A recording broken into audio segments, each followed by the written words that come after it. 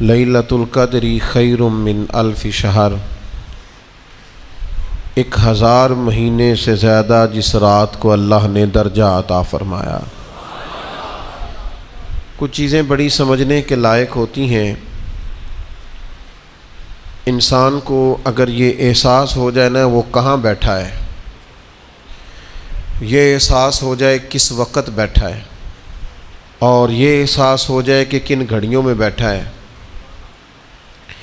تو ویسے ہی اس کی توجہ ادھر ادھر نہیں جاتی، اس کا مزاج روحانی ہو جاتا ہے۔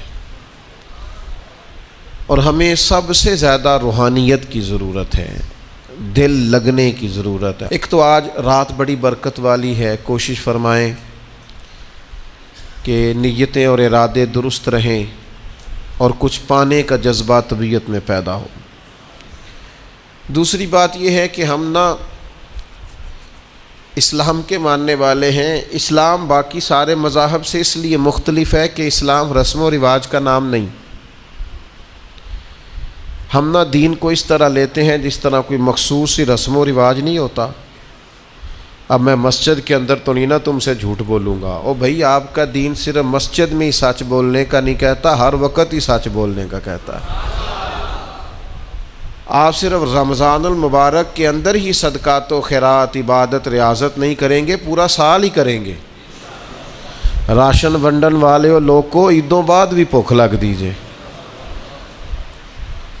اسلام مخصوص پوجا پاٹ کا نام نہیں کہ آپ تھوڑی دیر کے لیے عبادت کر لیں، تھوڑی دیر کے لیے نیک ہو جائیں، کچھ مخصوص دن آئیں تو ان دنوں میں بدل جائیں اور باقی آپ اپنی روٹین جاری رکھیں۔ اس کا نام مذہب نہیں۔ مذہب اسلام تو ہمہ وقت، ہر وقت نگرانی کی بات کرتا ہے، تو اس کو اس طرح کا نہ بنائیں۔ آپ یقین کریں بعض اوقات محسوس ہوتا ہے کہ رمضان شریف آیا تو بعض لوگ سمجھتے ہیں ایک مہینہ آیا ہے، شاید معاذ اللہ اس کے چند مخصوص رسم و رواج ہیں وہ ہم نے پورے کرنے ہیں اور اس کے بعد فارغ۔ یہ کوئی رسم ہے؟ عبادت میں اور رسم میں فرق ہوتا ہے۔ اس کی معنویت کو، اس کے حسن کو تو سمجھیں۔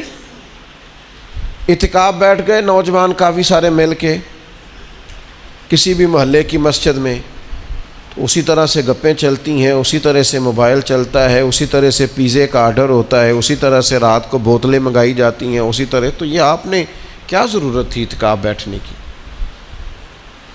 اگر آپ اس کی معنویت کو ہی نہیں سمجھے کہ اعتکاف تو بیٹھا جاتا ہے شب قدر کی تلاش کے لیے، وہ تو ساری رات ٹک ٹکی لگا کے ڈھونڈتا ہے معتکف کہ کہیں مجھے وہ جلوے نظر آئیں جو جلوے اللہ شب قدر میں عطا کرتا ہے۔ اس کو تو ہوش ہی نہیں ہوتی کھانے کی، پینے کی، باقی معاملات کی، وہ تو محض ہے کسی کام آیا ہوا ہے۔ ہم سے فقیر بھی اب پھیری کو اٹھتے ہوں گے، اب تو غنی کے در پر بستر جما دیے۔ تو میرے عزیز یاد رکھیں کہ مخصوص پوجا پاٹ نہیں، دین کو بطور رسم نہ لیں کہ ایک مخصوص ٹائم آیا ہے تو لہٰذا ہم دین اپنے ہر کام میں، نماز بے حیائی اور برائی سے روکے گی، حج کرنا ہے تو اس کا بہترین زادرہ تقویٰ ہے، اگر روزے رکھنے ہیں تو مقصود یہ ہے کہ لعلکم تتقون، تم پرہیزگار ہو جاؤ۔ اپنے آپ کو اس کی معنویت میں لائیں، اس کی خوبصورتی میں لائیں۔ اب تو کئی دفعہ میرا دل نہیں کرتا، لوگ کہتے ہیں تقریر سنیں گے، واعظ سنیں گے، نعت سنیں گے، محفل سجے گی، تو میں کہتا ہوں کہ آپ پہلے یہ بتائیں کہ آپ اس کی معنویت کو سمجھتے ہیں؟ اس کا معیار کیا ہے دین کے اندر، وہ آپ کو پتہ ہے کیا؟ اس کو ہم نے ایک رسم لیا ہوا ہے۔ اللہ رسول کی بات کو بڑا مزہ آیا، بڑا لطف آیا، بڑے نعرے لگے۔ آپ سمجھ رہے ہیں کہ بات کیا ہو رہی تھی؟ آپ کو پتہ ہے کہ اس بات کا معیار کیا ہے؟ کتاب و سنت، قرآن و حدیث کے پیغام کی جو ہے وہ مسلمان کی نظر میں قدر کیا ہونی چاہیے، وہ علم ہے۔ تو رسومات سے نکلیں، حقیقت کا سفر کریں۔ اتنی دیر ہو گئی تقریریں کرتے، تقریریں سنتے، جلسوں میں جاتے، کتنے رمضان آئے، کتنی چیزیں آئیں، کہیں تو ہم بدل جاتے۔ 50 لاکھ سے زیادہ لوگ اگر عمرے پہ جمع ہو گئے ہیں تو چلو 25 لاکھ ہی ان میں سے واپس آ کے دیانتدار ہو جائیں، عبادت گزار ہو جائیں، اسلام کے حسن کو سمجھیں۔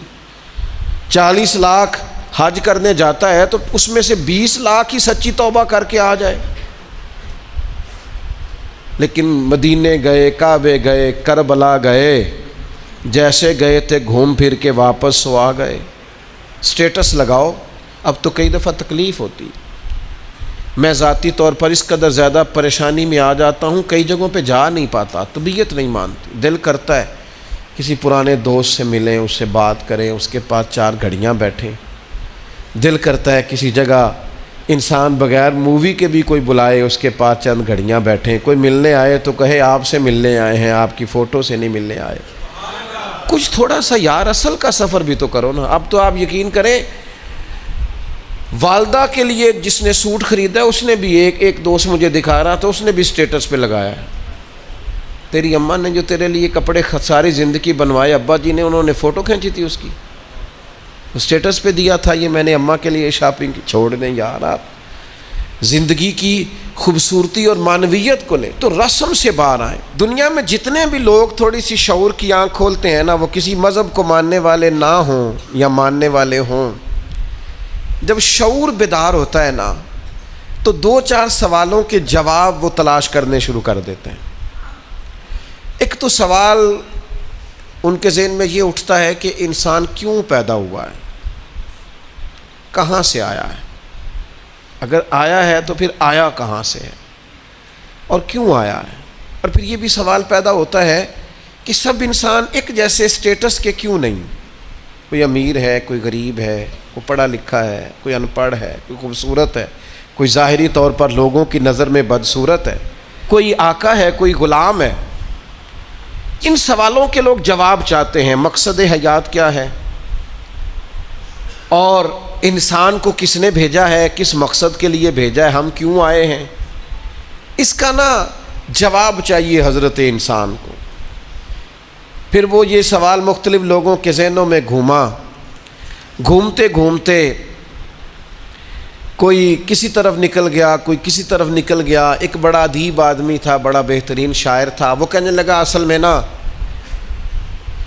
انسان ایک پھول ہے، تو بہار کا موسم آتا ہے تو کھل جاتا ہے، جوانی ہے، صحت ہے، تندرستی ہے، پھر خزاں آتی ہے تو آہستہ آہستہ اس کے پتے مرجھا جاتے ہیں، پھر زیادہ ہی پتجھڑ آتا ہے تو ٹوٹ جاتا ہے، یعنی انتقال کر جاتا ہے، لہٰذا ایک خوشبو ہے، ایک پھول ہے۔ اس نے بھی بات کی، چلو ٹھیک کی ہوگی۔ پھر ایک اور شخص بولا، اس نے کہا نہیں، بنیادی طور پر نا پوری دنیا کے اندر مختلف کردار اللہ نے بنائے ہیں، کوئی باپ ہے، کوئی دادا ہے، کوئی بیٹا ہے، کوئی پوتا ہے، کوئی بھائی ہے، تو سب اپنا اپنا کردار نبھاتے ہیں اور پھر اپنے اپنے وقت پر وہ رخصت ہو جاتے ہیں، کیونکہ اب کردار بدلنے کی باری آ گئی۔ اب وہ جو باپ تھا اس نے دادا بننا ہے، اور وہ جو پوتا تھا اس نے باپ بننا ہے، لہذا وقت بدلتا ہے تو یہ کردار بھی بدل جاتے ہیں۔ لوگ اپنے اپنے حساب سے کوششیں کرتے رہے، یہاں تک کہ بعض نے یہ بھی کہہ دیا کہ انسان پہلے حیوان تھا۔ یہ ترقی کرتے کرتے کسی نے کچھ کہا، کسی نے کچھ کہا، لیکن یاد رکھنا یہ راز اگر کھولا ہے نا کسی نے تو اسی نے کھولا ہے جس نے انسان بنایا ہے، یہ اسی نے کھولا ہے۔ جو فلسفیوں سے کھل نہ سکا اور نکتہ وروں سے حل نہ ہوا، وہ راز ایک کملی والے نے بتلا دیا چند اشاروں میں۔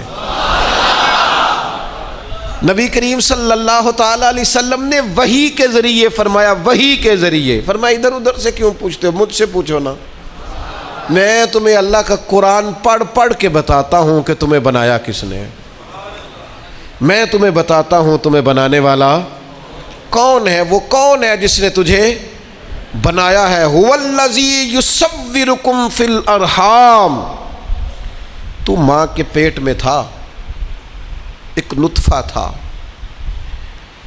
ایک کریم مالک نے چاہا، پھر اس نے ماں کے پیٹ میں تیری صورت بنائی، یہ تیرے نقش و نگار بنائے، اس نے تیرے چہرے کو تخلیق کیا، پھر تیرے چہرے پر اس نے آنکھیں رکھیں، پھر ناک رکھا، پھر ہونٹ رکھے، پھر تجھے بنا کے نہ تو خود ہی فرماتا ہے لقد خلقنا الانسان فی احسن تقویم، خود بنا کے نا خود فرماتا ہے کہ تحقیق میں نے انسان کو بڑی ہی خوبصورت ساخت پر پیدا فرمایا۔ ایک منٹ کے لیے ذرا سوچ کے دیکھنا کہ یہ ناک اگر یہاں ہوتا تو کتنا برا لگتا، یہ ہونٹ اگر تھوڑے سے بھی نیچے ہو جائیں تو کتنے، بعض لوگوں کے نا ذرا سے دانت تھوڑے سے کبھی اوپر ہو جائے نا کسی بیماری کی وجہ سے بھی تو لوگوں کو اچھے لگتے۔ اللہ نے جو چیز بنائی ہے اسے بار بار توڑ کے سجا کے نئے سرے سے کر کے دیکھ لو، سونی اسی طرح ہی لگتی ہے جس طرح میرے رب نے بنا دی ہے، اسی طرح ہی خوبصورت لگتی ہے۔ اور وہ کہتا ہے یہ جو تیرا چہرہ ہے نا فی ای صورت ما شاء رکبک، یہ جو تیرا چہرہ ہے نا کسی کا گورا ہے تو کسی کا زیادہ گورا ہے، کسی کا گورا ہے تو کسی کا سانولا ہے، کسی کا رنگ گندمی ہے، یہ بندے کی مرضی پہ نہیں، یہ اللہ کہتا ہے جیسے میں نے چاہا ہے نا۔ اگر آپ یہ آیت سمجھ جائیں نا تو اپنے آپ سے پیار ہو جائے گا، پھر کالے سیاہ رنگ والا بندہ بھی کہے گا اوہو چہرہ میرا ہے پر چاہت اللہ تعالیٰ کی ہے، پھر تو اپنے آپ سے پیار ہو جائے گا، پھر تو اپنے آپ سے محبت ہو جائے گی، پھر تو انسان کہے گا کہ خدا جانے بلندی ہے کہ پستی، پر جہاں میں ہوں وہاں کوئی نہیں ہے، پھر پیار ہو جائے گا اپنے آپ سے۔ شرط یہ ہے کہ دیکھو تو صحیح، تو اس کو بنایا ہے اللہ نے، پیدا کیا ہے اللہ نے بنایا۔ اس سوال کا جواب یہ ہے کہ تجھے اللہ نے بنایا ہے، خود سے نہیں تو بنا، تو کسی کی چاہت ہے، تجھے کسی نے بھیجا ہے۔ اچھا جی تو اس نے پیدا کر دی یہ انسان، تو وہ ایک ان پڑھ رہ گیا ہے، وہ ایک شخص تو ایسا ہے جو بالکل انگوٹھا چھاپ ہے، وہ ایک شخص ایسا ہے جو زندگی میں نانے جویں تک کا محتاج رہا، کوئی خاص مال و دولت نہیں، کچھ بھی نہیں، کچھ بڑے مشہور تھے، بڑے معروف تھے، بڑی دنیا جانتی تھی، اور کچھ ایسے ہیں جن کو کوئی بھی نہیں جانتا، ساری زندگی انہوں نے گمنامی میں گزار دی۔ تو مالک یہ جو ان پڑھ رہ گئے، غریب رہ گئے، کمزور رہ گئے، گمنام رہ گئے، یہ جو پیچھے رہ گئے، یہ جو بظاہر سمجھتے تھے ہم کچھ بھی نہیں، ان کا مقصد حیات کیا ہے؟ اللہ کریم نے فرمایا افحسبتم انما خلقناکم عبثا وانکم الینا لا ترجعون۔ یہ آیت کے ذرا ترجمے کا انداز دیکھیے گا، یہ تیور دیکھیے قرآن مجید کی آیت کے، افحسبتم انما خلقناکم عبثا، یہ تیور دیکھنا۔ فرمایا کیا تم گمان کرتے ہو کہ ہم نے تمہیں بیکار پیدا کیا ہے؟ اوئے ہوئے، اللہ کرے آپ کو مزہ آئے، وہ لطف دیکھو قرآن مجید کا انداز تکلم دیکھو ذرا، کیا تم گمان کرتے ہو ہم نے تمہیں بیکار بنایا ہے؟ وَأَنَّكُمْ إِلَيْنَا لَا تُرْجَعُونَ،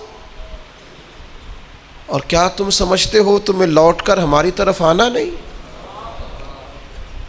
یہ خطاب جس سے بھی ہے، صوفیاء کہتے ہیں مچل جانے والی آیت ہے، مچل جانے والی آیت ہے۔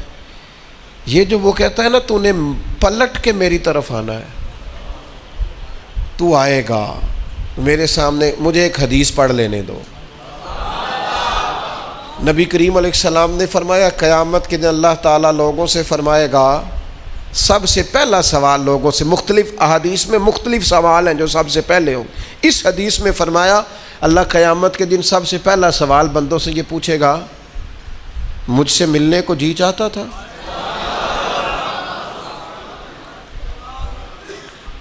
میرے تے لنگ کئی مہینے تے برس گئے تے تیری دید نو دیدے ترس گئے، مجھ سے ملنے کو جی چاہتا تھا؟ میں آپ کو بات عرض کروں، مزہ نہیں آ جائے گا رب رسول کو دکھڑے سنانے کا، لطف نہیں آ جائے گا ان کی بارگاہ میں بیٹھ کے حال دل عرض کرنے کا؟ کیا منظر ہوگا، کیا رنگ ہوگا، کیا انداز ہوگا، خدا خود میر مجلس بود۔ کریم فرماتے رب بندوں سے فرمائے گا مجھ سے ملنے کو جی چاہتا تھا؟ عرض کریں گے مالک بڑا ہی چاہتا تھا۔ اب وہ کریم ہے نا، دریائے رحمت جوش پہ ہے، تو حضور فرماتے ہیں دوسرا سوال رب فرمائے گا یہ تمہارا مجھ سے ملنے کو کیوں جی چاہتا تھا؟ یہ کیوں جی چاہتا تھا بھلا مجھ سے ملنے کو؟ یہ انداز دیکھیے۔ تو حضور فرماتے ہیں بندے عرض کریں کہ مالک اس لیے جی چاہتا تھا کہ تو بڑا ہی کریم ہے، بڑا مہربان ہے، بڑا ستار ہے، تو بڑا غفار ہے، تو بڑا معاف کرنے والا ہے، تو بڑا عطا کرنے والا، تو اپنے بندوں سے بڑا پیار کرنے والا ہے، تو ودود ہے، تو رؤوف ہے، تو رحمان ہے، جی چاہتا تھا تجھ سے ملے۔ تو رب فرماتا ہے اس لیے جی چاہتا تھا کہ میں مہربان بڑا ہوں؟ ہاں۔ تو کریم فرمائے گا جاؤ پھر فرشتوں گواہ ہو جاؤ، میں نے ان سب کے لیے جنت کا فیصلہ فرما دیا۔ اللہ فرماتے تم کیا سمجھتے ہو تمہیں بیکار پیدا کیا ہے؟ انسان کو اللہ نے بیکار نہیں بنایا۔ پہلی بات تو یہ سمجھ میں آ گئی کہ آیا کہاں سے ہے، بنایا کس نے ہے، بھیجا کس نے ہے، اور پھر بھیجنے والا کہتا ہے میں نے بیکار، ایک ذرہ بھی اللہ نے بیکار نہیں بنایا۔ ادھر دیکھو میری طرف دوستو، اس آدمی کو آپ سمجھتے ہیں نا بالکل مجذوب ہے، بالکل اس کی زبان سے رطوبت نکلتی ہے اور آنکھوں سے پانی نکلتا ہے اور ہاتھ پکڑ کر سڑک پار کرانا پڑتی ہے، اور جس کو تم سمجھتے ہو نا کہ اس کو تو گھر کا ایڈریس بھی نہیں آتا، اس کی پشت پر اس کا پتہ لکھا ہے، جسے تم خیال کرتے ہو نا یہ بالکل ضعیف ہے، کمزور ہے، اٹھ نہیں سکتا، چل نہیں سکتا، قرآن مجید کی آیت کہتی ہے کہ بندہ بیکار وہ بھی نہیں ہے، تو وہ تو بالکل کسی کام نہیں، وہ تو گھر والے بھی لوگ اس کا مذاق اڑاتے ہیں، کوئی اہمیت نہیں، کوئی پوچھتا نہیں۔ تو یہ کیا ہے؟ پڑھو نا مشکات شریف، اللہ کے پیارے حبیب علیہ السلام نے فرمایا یہ جو تمہیں رزق دیا جاتا ہے نا، اور یہ جو تم پر بارشیں برسائی جاتی ہیں، یہ تمہارے ضعیف لوگوں کی برکت سے دیا جاتا ہے۔ میں کسی شخص سے بیزار نہیں ہو سکتا، کیونکہ ایک ذرہ بھی تو بیکار نہیں ہو سکتا، ایک ذرہ بھی تو بیکار نہیں۔ مجھے ایک دوست کی بات نہیں بھولتی، ان کے بیٹے نے آ کے کہا مجھ سے، کہنے لگی ابا جی نو آکھو بڑا دے لیا رشتہ داراں نو تے بڑا ونڈ لیا، وہ کہڑا کو نہ نیکی کردے نے، سوا سائڈ تے ہو کے غیبتاں کردے نے، آنکھوں نے ان بس کرن۔ اور وہ تھوڑے تھوڑے نالاں بھی تھے، چند باتیں اس نے اس طرح کی بتائیں جو واقعہ شکایت والی تھی۔ تو میں نے ان بزرگوں سے کہا، میں کہ پاجی منڈا بھی پریشان ہے، گھر دے بھی تو چھڈو، سادہ بندہ ان پڑھ آدمی محنت مزدوری، اتنی پتے کی بات کی؟ کہنے لگا حضرت صاحب پتہ نہیں اللہ کدے صدقے پہ دیندا ہے۔ تو مجھے یہ حدیث یاد آئی مشکات شریف کی، حضور فرمانے لگے اللہ تمہارے کمزوروں کی برکت سے تمہیں عطا کرتا ہے۔ کس کی وجہ سے اللہ تمہیں دیتا ہے؟ ضعیفوں کی وجہ سے۔ ایک تو کسی چیز کو بھی اللہ تعالیٰ نے بیکار پیدا، پھر کس لیے پیدا کیا؟ مقصد حیات کیا ہے اس کو آپ نے سمجھنا ہے۔ فرمایا الذی خلق الموت والحیات لیبلوکم ایکم احسن عملا، ہم نے موت اور حیات اس لیے پیدا کی ہے تاکہ پتہ چلے تم میں بہترین عمل کون کرتا ہے، بہترین عمل کون بندہ کرتا ہے۔ اس مقصد کے لیے موت اور حیات کو پیدا کیا۔ ہم تو کام کرنے آئے بھائی، دنیا میں کام کرنے آئے۔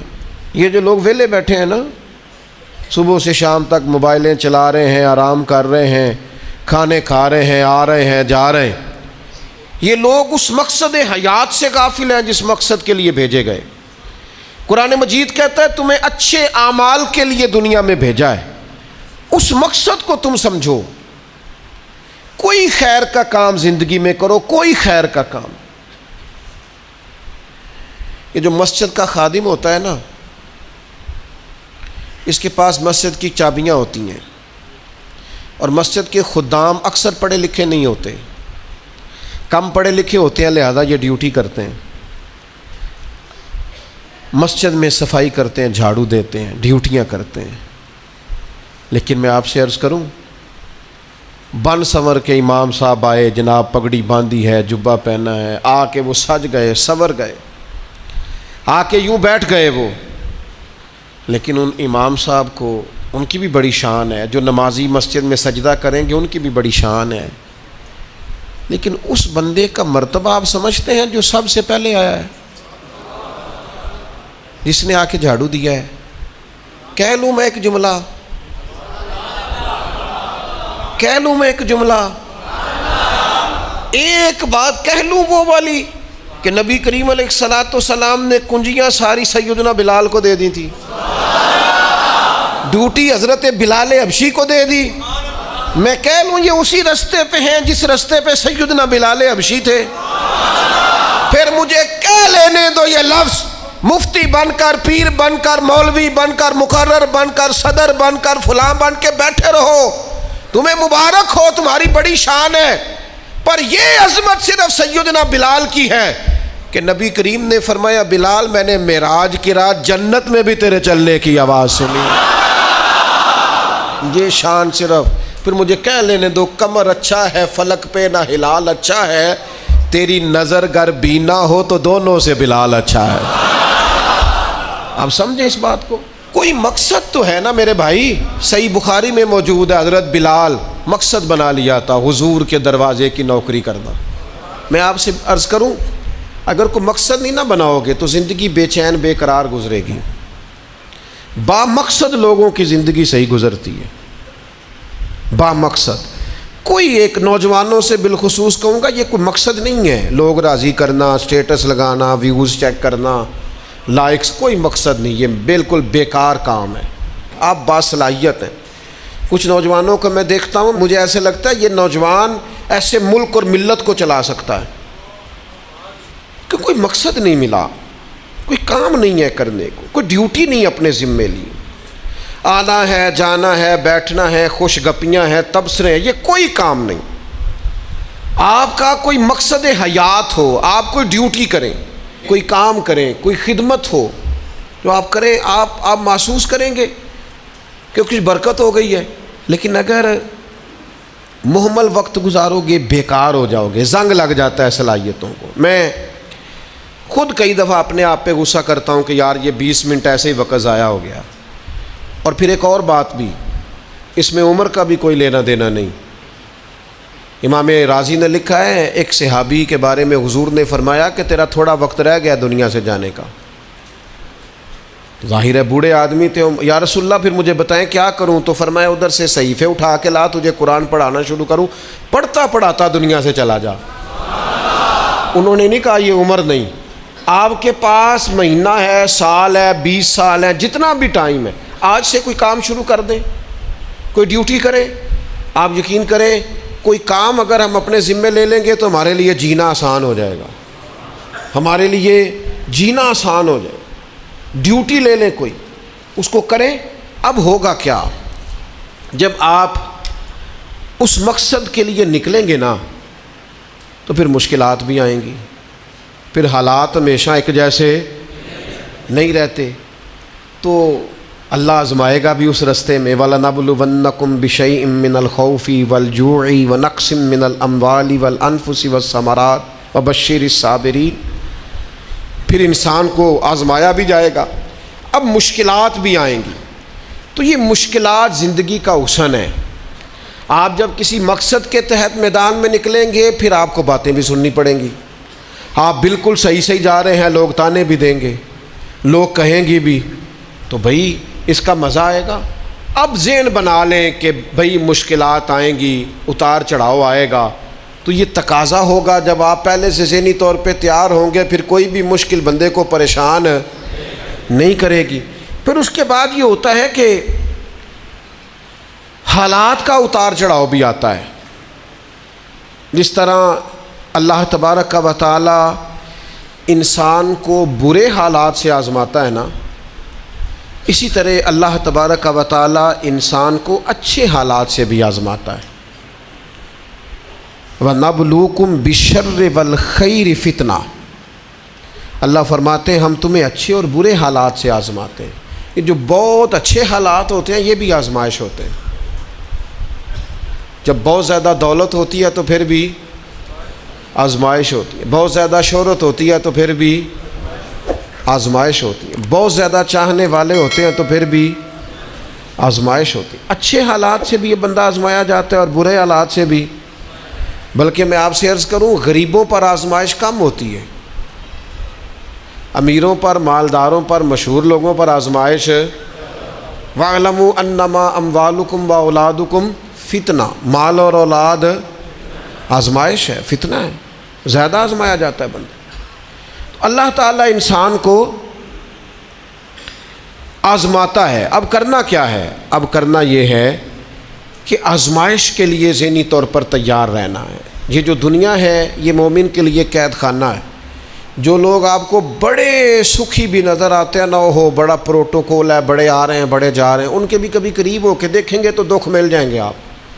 بلکہ میری ایک بات یاد رکھیے گا، جتنا بندہ بڑا ہوتا ہے اس کے دکھ بھی اتنے بڑے ہوتے ہیں. ایک ٹائم ایسا آتا ہے جب آپ کو صرف سننی ہے، آپ کسی کو سنا سکتے.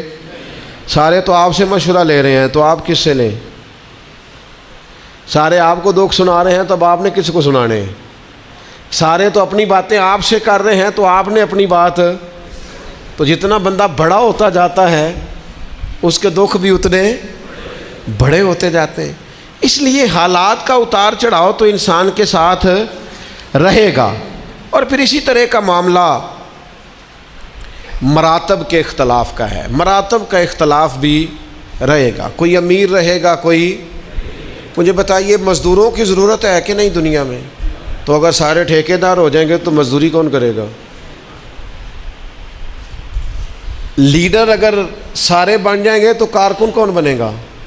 سارے امام بن جائیں گے تو مقتدی کون بنے گا؟ سارے استاد لگ گئے تو شاگرد. تو اللہ تعالیٰ نے یہ نظام بنایا بھائی.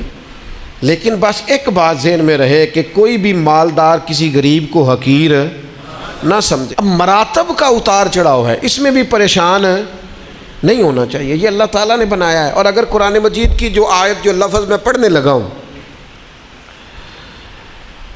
اگر یہ آپ سمجھ جائیں نا اور اس پر ایمان رکھیں پورے طور پر، تو پھر تو غریب آدمی کبھی پریشان ہو ہی نہ. پھر تو کہے جہاں میں ہوں بالکل ہوں. اللہ تعالیٰ نے قرآن مجید میں فرمایا وَلَوْ بَسَطَ اللَّهُ الرِّزْقَ لِعِبَادِهِ، فرمایا اگر اللہ تعالیٰ اپنے سارے بندوں کی روزی کشادہ کر دیتا، سب کا رزق اگر اللہ وسیع کر دیتا، لَبَغَوْا فِي الْأَرْضِ، تو زمین میں بغاوت ہو جاتی.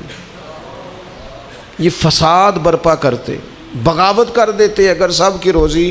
کچھ لوگ کہتے ہیں جی میں غریب ہوں، تو میں کہتا ہوں زکوٰۃ تو نبی پاک نے بھی کبھی نہیں دی، حضور پر بھی فرض نہیں تھی. اتنا مال ہی کبھی جمع نہیں ہوا. اگر مال میرے بھائی بہت ہی زیادہ عظیم ہوتا تو سب سے زیادہ سیدہ فاطمہ کے گھر ہوتا، وہاں تو مہینہ مہینہ چولہا نہیں جلا. اگر دولت بڑی عظیم ہوتی تو سب سے زیادہ سید عائشہ کے حجرے میں ہوتی. نبی پاک علیہ السلام ہر کام آہستہ آہستہ کرنے کا حکم دیتے اطمینان سے. لیکن صحابہ فرماتے ہیں حضور کے پیچھے نماز پڑھی تو نبی پاک جلدی سے اثر پڑھا کے گھر گئے، جلدی سے، اور تیزی سے حضور واپس آئے. تو ہم نے عرض کی یا رسول اللہ صلی اللہ تعالیٰ علیہ وسلم آج اتنی جلدی آپ گئے اور اتنی جلدی واپس آ گئے؟ تو محبوب فرمانے لگے نماز پڑھا رہا تھا تو مجھے خیال آیا کہ وہ گھر میں تو سونا کل بانٹ رہا تھا، آج میں تو ایک ڈلی سونے کی بچی ہوئی پڑی ہے، تو میں نے کہا زیادہ وقت نہ گزر جائے، وہ بھی میں جلدی سے جا کے دے آؤں. تو میں جلدی سے گیا ہوں. پیسے نہ ہونے پر پریشان ہو یار. نبی پاک نے تو انہیں قبول ہی نہیں کیا، پسند ہی نہیں فرمایا. دولت، عہدہ، شہرت، اس کے بارے میں پریشان ہو. اللہ کہتا ہے یہ سب کا وسیع ہوتا تو زمین میں فساد ہوتا. لہذا مقصد حیات کو سمجھو. صرف عہدے کا اوپر نیچے ہونا یہ کمزوری کی علامت نہیں ہے. اپنے آپ کو اس سے نکالو. اگر اللہ تبارک و تعالیٰ نے کہیں رکھا ہے انسان کو تو یہ اس کے لیے فائدہ مند چیز ہے. پھر ایک بات یہ ہوتی ہے، بہت سارے دوست آ کے پوچھتے ہیں جی میں جو کام بھی کرتا ہوں ناکام رہتا ہوں، جو کام بھی کرتا ہوں پیچھے رہ جاتا ہوں، جو جدوجہد بھی کرتا ہوں میرا کام آگے نہیں چلتا. حضرت عیسیٰ علیہ السلام نے نہ گھر بنایا نہ نکاح فرمایا. ایک پیالہ تھا ہاتھ میں. ایک دن انہوں نے دیکھا کہ ایک آدمی چلو سے پانی پی رہا تو پیالہ بھی صدقہ کر دیا۔ وہ ایک اینٹ کا تکیہ رکھتے تھے، ایک دن انہوں نے ایک شخص کو دیکھا کہ بازو بچھا کے اس نے تکیہ بنایا ہوا ہے، تو وہ اینٹ بھی کسی کو دے دی، تیرے کام آ جائے گی۔ اس خلوص کے ساتھ انہوں نے دین کی تبلیغ کی، لیکن قوم نے کیا کیا؟ معاذ اللہ انہیں سزا دینے کے لیے، پھانسی لٹکانے کے لیے آ گئی۔ وہ تو اللہ نے کرم کیا، آسمانوں پہ اٹھا لیا۔ اتنی سخت محنت کے باوجود بھی ان کی ظاہری حیات میں ساری قوم ان کی فرما بردار۔ پھر مجھے بتائیے، حضرت عیسیٰ دنیا سے کامیاب تشریف لے گئے کہ نہیں؟ جناب عیسیٰ دنیا سے وہ کیوں کامیاب گئے کہ اللہ نے جو ڈیوٹی ان کے ذمے لگائی تھی وہ ڈیوٹی انہوں نے پوری کی ہے۔ ہم اپنی ڈیوٹیاں پوری کریں، صبح دکان وقت پہ کھولیں، گاہک تو اللہ بھیجتا ہے، رزق تو اللہ دیتا ہے، ہم جا کے محنت پوری کریں۔ لیکن یہ جو نتیجہ اپنی مرضی کا مانگتے ہیں نا، میں نے جیتنا ہی جیتنا ہے، جیتنا تو شرط ہی نہیں، کھیلنا شرط ہے، جیتنا تو شرط ہی نہیں۔ مجھے بتائیے نا، حضور علیہ السلام موجود ہیں، ظاہری طور پر سارے جلوے، پر احد کے اندر بظاہر مسلمانوں کو ناکامی ہو گئی تھی، ظاہری طور پر کفار جیت گئے تھے، تو کیا حوصلے ٹوٹ گئے؟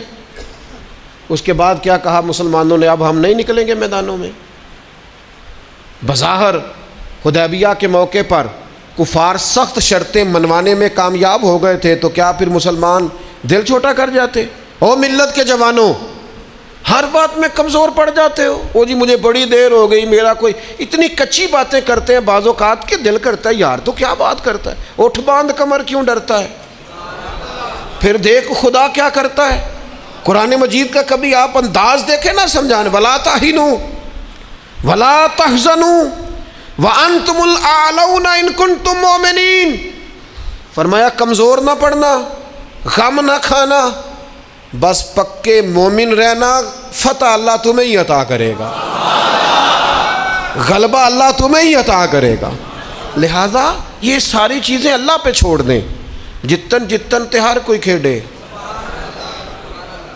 تو ہارن کھیڑ فقیرہ، جتن دا مول کوڈی پیندائی، ہارن دا مول ہیرا۔ دنیا میں کچھ لوگ اس طرح بھی میدان میں نکلتے ہیں جو ہارنے کے لیے نکلتے ہیں۔ چھوٹا بچہ کہتا ہے اپنے ابا جی سے پنجہ لڑائیں، سچ بتاؤ ابا جب چھوٹے بیٹے سے پنجہ لڑاتا ہے تو جیتنے کے لیے لڑاتا ہے؟ بیٹے نے بازو پکڑا ہے، پنجہ ملایا، باپ گر گیا اور ساتھ پتہ کہتا او ہو کنی طاقت ہے۔ او نہیں طاقت جناب، آپ خوش ہو رہے ہیں کس بات پہ؟ کہ بیٹا جیت جائے تو مزہ بڑا آتا ہے، یہ کامیاب ہو جائے تو مزہ۔ لیکن آپ سمجھیں اس بات کو جو میں سمجھانا چاہ رہا ہوں، یہ کامیاب کب ہوا ہے؟ ابا جی کو ہرا کے۔ اس وقت یہ جو جیتا ہے اور باپ خوش ہو رہا ہے اپنے آپ کو ہرا کے، اور بیٹے کو کتنا خوش ہے، وہ کہتا ہو بلے بلے کنی طاقت۔ بیٹا دوڑ کے آیا ہے، گلے لگا، باپ گر گیا، مجھے گرا دیا، دیکھو کتنی طاقت ہے۔ یہ کیوں کہہ رہا ہے؟ حوصلہ افزائی کر رہا ہے۔ یہ گر گیا ہے اور گر کے راضی ہے، یہ ہار گیا ہے اور ہار کے تاکہ میرا بیٹا جیت جائے۔ اور یار اگر تو پیچھے رہ گیا ہے تو تھوڑا راضی ہو جا، باقی مسلمان جو آگے نکل گئے تھوڑی دیر کے لیے تو کہہ نا یار میں پچھلی صف میں ہی صحیح، پر دیکھ تو صحیح میں کتنوں کا پہرے دار ہوں۔ نبی پاک علیہ السلام نے فرمایا 2 آنکھیں دوزخ میں نہیں جائیں گی، ایک وہ جو اللہ کے خوف سے روئی، اور ایک وہ جس نے اسلامی سرحد پر پہرا دیتے ہوئے جاگ کر رات گزار دی۔ اس سپاہی کو کوئی نہیں جانتا جو بارڈر پہ کھڑا ہے، لیکن وہ جاگ رہا ہے نا، آنکھ کھلی ہوئی ہے نا، تیرے لیے جاگ رہا ہے، میرے لیے جاگ رہا ہے۔ وہ چاروں کونوں پہ بارڈروں پہ جو سپاہی کھڑے ہیں وہ تیرے میرے لیے کھڑے ہیں، ان کی آنکھیں جاگتی ہیں تو باقی سارے سوتے ہیں۔ وہ رات جاگ کے پیچھے رہ کے، وہ عام لوگ ہوتے ہیں، ان کے عہدے بھی کوئی نہیں ہوتے زیادہ، لیکن وہ پیچھے رہ کے بہت ساروں کے محافظ ہوتے ہیں۔ تو بھائی کچھ نے پیچھے بھی تو رہنا ہوتا ہے نا، سب نے لیڈر نہیں بننا، کچھ نے کارکن بھی بننا ہوتا ہے۔ حضور جب سفر پہ جاتے تھے تو 1-2 صحابہ کو کہتے تھے تم نے سب سے پیچھے چلنا ہے۔ کیوں؟ فرمایا کوئی بچہ پیچھے رہ گیا، کوئی جانور پیچھے رہ گیا، کوئی سامان پیچھے گر گیا تو ذرا اٹھاتے آنا۔ تو وہ ہیں سب سے پیچھے، پر کر پھر بھی کوئی ڈیوٹی رہے ہیں۔ چلو ہم کچھ بندے پیچھے نہ رہ جائیں، جتن جتن ہر کوئی کھیڈے، تو ہارن کھیڈ فقیرہ، جتن دا مل کوڈی پیندائی، ہارن دا مل ہیرا۔ تو میرے بھائی یہ مراتب میں اگر کمی بیشی ہو جائے تو اس پہ کمزور، ایک خاص چیز آپ سے عرض کرنے لگا ہوں، اور یہ شاید پہلی دفعہ میں ایسا کروں گا، میرا دل کرتا ہے آج میری گزارش ہوگی، میں آپ سے طلب کروں گا، مہربانی کریں آج نہ اپنی زندگی کی پچھلی ساری کوتاہیاں یاد کریں، سستیاں یاد کریں، کہاں کہاں ہم نے جان بوجھ کر اپنی جان پہ ظلم کیا ہے، پیچھے رہ گئے، اس کو یاد کرنا ہے آج۔ یہ میں نے بھی آج یاد کرنا ہے، آپ نے بھی۔ اور پھر ایک اور چیز آپ سے مانگنی ہے، یہ آپ نے ضرور کرنا ہے، آج آپ نے پچھلی کوتاہیاں یاد کرنی ہے، اور آج اللہ سے اور اپنے آپ سے ایک وعدہ کرنا ہے کہ مالک ایک زندگی میں ڈیوٹی ہم ضرور کریں گے، وہ چاہے ہم یہ ذہن بنا لیں کہ ہم نے اپنے دوستوں کو نمازی بنانا ہے، یا یہ ذہن بنا لیں او پنڈ دے چنا بی بی نو طلاق ہو گئی یا خامد فوت ہو گیا تو اس کے والد نے کہا کہ تیرا نہ پھر نکاح کرنا ہے، شادی کرنی ہے۔ میں کہا نہیں ابا جی ان نہیں۔ اب پتر پھر عمر کی میں گزرے گی؟ اس آخیا میں نہ ارادہ کر لیا، میں ان ساری زندگی قرآن پاک پڑھانا ہے بچیاں میں۔ اس طرح کی میں نے درجنوں بیویاں دیکھی ہیں دیہاتوں میں، ساری زندگی اب میں قرآن، کوئی انہوں نے مقصد تو بنایا نا۔ آج نہ ایک وعدہ کریے، ان بے مقصد نہیں جینا، کوئی مقصد بنانا ہے، کوئی پروگرام، کوئی تھبکی۔ ہمارے ایک بزرگ تھے، وہ فرمایا کرتے تھے میں نے زندگی میں مقصد بنایا ہے، میں نے مایوس لوگوں کے حوصلے بڑھانے، دکھیوں کو کہنا ہے کچھ بھی نہیں ہونے لگا، کرم ہو جائے گا۔ کچھ ارادے نہ کر لیں، کچھ پروگرام نہ بنا لیں، کچھ خیال نہ کر لیں، آج سے کوئی مقصد حیات بنائیں، اس پہ ڈٹ جائیں۔ اور مقصد کون سے بنانے ہیں؟ جن کا قرآن پاک ٹھیک نہیں، آج نیت کریں انشاءاللہ ٹھیک کرنا ہے۔ جن کو آتا ہے آگے پڑھانا ہے انشاءاللہ۔ جن لوگوں کو اللہ تبارک و تعالیٰ نے رزق دیا ہے وہ غریبوں کی مدد کریں گے انشاءاللہ۔ جو محنت نہیں کرتے، والدین پریشان ہیں، وہ آج ارادہ کریں مالک ہم ارادہ کرتے ہیں تو مدد کر، ہم محنت کریں گے انشاءاللہ۔ جن کے رزق میں کہیں کوئی ملاوٹ ہے، وہ سمجھتے ہیں کہ یار یہ میں پوری دیانتداری سے نہیں لے رہا، وہ آج ارادہ کریں کہ اللہ میں ملاوٹ دور کروں گا، وہ ہم سے نہیں اپنے آپ سے، اللہ سے، اور میں بالکل جائز لیا کروں گا۔ آج سے پکے ارادے، پکی نیتیں اور مضبوط پروگرام۔ جنہوں نے جان بوجھ کے نمازیں عبادتیں ترک کی ہیں وہ آج ارادے کریں کہ بس بھائی آج کے بعد انشاءاللہ۔ آپ ارادہ تو کریں، آپ پروگرام تو بنائیں، وہ تو کریم ہی بڑا ہے۔ صحیح مسلم میں حدیث ہے، حضور فرماتے ہیں جو بندہ اللہ کی طرف ایک بالشت آتا ہے نہ ایک گٹ، اللہ اس کی طرف پورا ہاتھ آتا ہے۔ اور فرمایا جو مالک کی طرف چل کے جاتا ہے اللہ کی رحمت اس کی طرف دوڑ کے جاتی ہے۔ آپ ارادہ تو کریں، دیکھیں تو صحیح، میری طلب بھی تو تیرے کرم کا صدقہ ہے۔ یہ پاؤں اٹھتے نہیں بلکہ یہ اٹھائے